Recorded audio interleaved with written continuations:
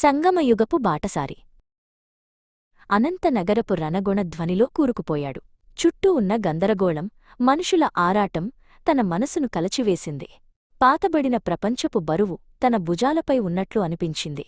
అతను మురికిగా ప్రవహిస్తున్న నదివైపు చూస్తూ, ఈ ప్రపంచానికి ఏమైంది అని నిట్టూర్చాడు.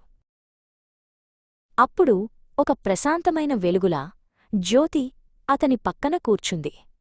ఆమె స్వరంలో అనంతమైన శాంతి ఉంది. నాయనా, ఇది పాత ప్రపంచపు చివరి ఘడియ. ప్రతి కల్పం చివర, సంగమయుగంలో కొత్త ప్రపంచ స్థాపన కోసం పాతది అంతం కావలసిందే అంది. అనంత ఆశ్చర్యంగా చూశాడు.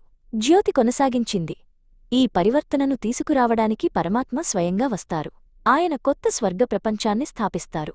అందుకే ఈ పాత ప్రపంచం వినాశనం కాక తప్పదు. ఇది ఎవరి ప్రేరణ వలనో జరిగే యుద్ధం కాదు, ఇది కాలచక్ర నియమం. కొత్త ప్రపంచమా? అదెలా ఉంటుంది? అనంత ఆతృతగా అడిగాడు. జ్యోతి కళ్ళు మెరిశాయి. ఇదే ఢిల్లీ, దేవతల నివాసమైన పరిస్థాన్గా మారుతుంది. పవిత్ర యమునా నది తీరాన లక్ష్మీనారాయణులు రాజ్యమేలుతారు. అక్కడ దుఃఖానికి తావేలేదు. జ్యోతి మాటలతో అనంత కళ్లముందు ఒక అద్భుతమైన దృశ్యం ఆవిష్కృతమైంది. స్వచ్ఛమైన యమునానది, బంగారు భవనాలు, ఆనందంగా విహరిస్తున్న ప్రజలు. లక్ష్మీనారాయణులు దైవికమైన ప్రేమతో రాజ్యాన్ని పాలిస్తున్నారు. ఆ దృశ్యం మాయమై అనంత మళ్లీ వాస్తవంలోకి వచ్చాడు. చుట్టూ ఉన్న గందరగోళం అతనికి మళ్లీ కనిపించింది. కాని నేనేం చేయగలను? ఈ మార్పులో నా పాత్ర ఏమిటి అని నిస్సహాయంగా అడిగాడు. జ్యోతి మృదువుగా చెప్పింది, నీ పాత్ర చాలా ముఖ్యమైనది. ఈ పాయింట్లన్నీ మరచిపోయినప్పుడు పరమాత్మను స్మృతిచేయి. నీ నడవడికను రాజరికంతో, మాధుర్యంతో నింపుకో. బయటి ప్రపంచం మారుతున్నప్పుడు నీ లోపలి ప్రపంచాన్ని నువ్వు మార్చుకోవాలి. సాక్షిగా ఉండు. అనంత, ప్రతి ఆత్మ తమ పాత్రను పోషిస్తుందని గమనించు.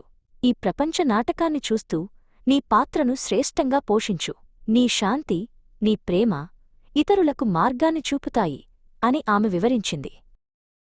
అనంతకు ఇప్పుడు అర్థమైంది, అసలైన మార్పు తన నుండే మొదలవ్వాలని. అతను కళ్ళు మూసుకుని పరమాత్మను స్మరించుకున్నాడు.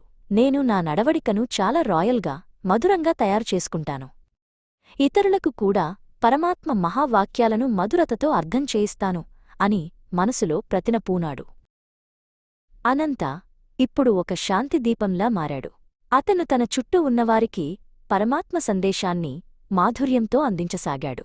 పాత ప్రపంచం ఇంకా ఉంది, కాని అనంతలాంటి ఆత్మల సంకల్పంతో కొత్త ప్రపంచపు పునాదిరాళ్లు వేయబడుతున్నాయి. ఆ పరివర్తన అతనితోనే మొదలైంది.